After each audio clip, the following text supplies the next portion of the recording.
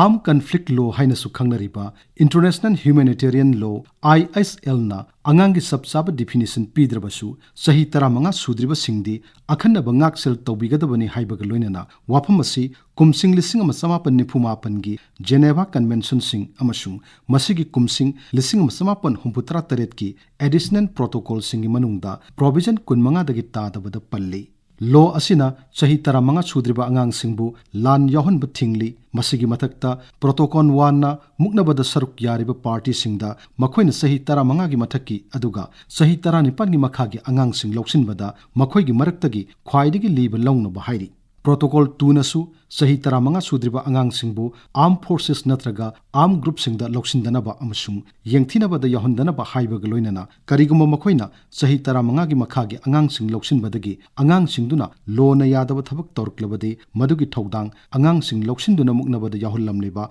party adugi oigani hairi Protocol 1 gi Article 33 shubana recruitment haibasina compulsory amasung voluntary recruitment animakpu consilli Masina taklibadi sahi taramanga sudriba angangna masana yaningna armed forces ta yaujage hairabasu party singna makhoi bloksil loidabani haibani wafam asimak International Committee of the Red Cross ICRC nasu belligerent amasung state singda leptana ningsing handuna lakli Makhatana Mari Shuba Geneva Convention gi Article Kunmari Shuba Masung Ahum Shuba Geneva Convention gi Article Chama Taramatoi Shuba Amasung Protocol 1 gi Article Humputra Nipan Shubana Manaba Maungda Asumna Hairi Lan Namaram Oiduna Lamja Oihoraba Natraga Mama Mapaga Kainaraba Chahi Taramanga gi Makhagi Angang Singbu Lan Toktaba Mishang da Suyaudaba Laibak Amada Lan Loidriba Pauba Tekta Kaidana Thamnaba Lan Songnariba Party Singduna Protecting Power gi Ayaba Yauraga Thangdokani Masi pangtokpada angang singadugi maintenance masagi lining mahi masil amadi culture and tradition da apanba piroidabani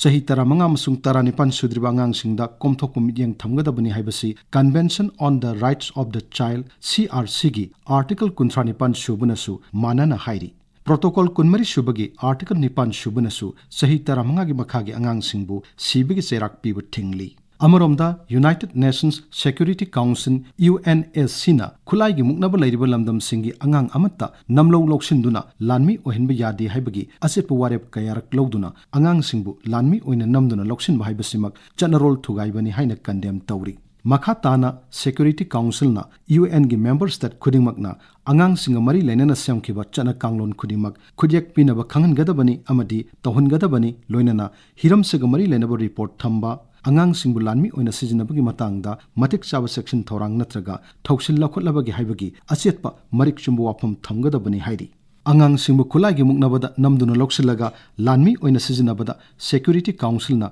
makhagi hiram singa sida midyang changba pamli hiram singa dudi ahanbada angang singbu khulagi muknabada namduna loksilaga lanmi ohinba yaroi haibagi thajaba pigadabani Anishubada Kudakta Nampu Hapuda Angang Singbu Loksinba Thadokadabani Ahum Subada Non-State Armed Group Singnasu Strait Taranipan Haibadi Sahi Taranipan ni Makhadalaiba Angang Sing Muknabada Yahuloidabani Amadi Yaudi Haibagi Report Pigadabani Mari Shubada Hana Lanmi Oina Yauriba Angang Singbu Nauna Kunda Laita Handuna Criminalization de Lapthokna Basingadabani Manga Subada Angang Lanmi Lawgi Mahutta Employment amasung mahi masin haihannabagi atopa pambai sing thigadabani amasung taruk subada mathakta pirib hiram sing asi yangshinbada UN gi mihut kangbu lakpagi ayaba pigadabani haibasing asini asigumba malemgi chanabi kaya laijarabasu ngasi malemgi laibak kunthra romda chahi 19 sudriba angang lak ahumlom khulai gi muknabada yauri haina Amnesty International na report tawri adubu sahi nauriba angang singbu loksilaga khulai gi muknabada yahulliba